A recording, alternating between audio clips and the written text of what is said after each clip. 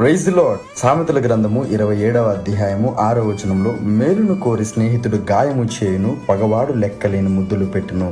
ఈరోజు జాగ్రత్తగా మనం నేర్చుకోవాల్సిన విషయం ఏంటంటే, మనం కలిగి ఉన్నటువంటి స్నేహితులలో ఎవరు నిజమైన వారో ఎవరు అబద్ధికులో మనకి ఎలా తెలుస్తుందనంటే, మనం ఏదైనా తప్పు చేస్తున్నప్పుడు, ఏదైనా దేవునికి వ్యతిరేకమైన పని చేస్తున్నప్పుడు, దేవునికి దూరం అయిపోతున్నప్పుడు, పాపానికి చేరువైతున్నప్పుడు నిజమైన స్నేహితుడు మనల్ని హెచ్చరిస్తాడు. మేలు కోరి మనకు గాయము చేసినా చేస్తాడు, కానీ అబద్ధికుడు మాత్రము మనకి లెక్కలేని ముద్దులు పెడతాడు. అంటే నువ్వు చేసేటువంటి ప్రతి పనికి మాలిన పని కూడా వాడు సమర్థిస్తూ ఉంటాడు. అలాంటి వారితో చాలా జాగ్రత్తగా ఉండాలి. ఈరోజు నిన్ను హెచ్చరించేటువంటి స్నేహితులు ఉన్నారంటే నువ్వు ఆశీర్వదించబడిన వాడు.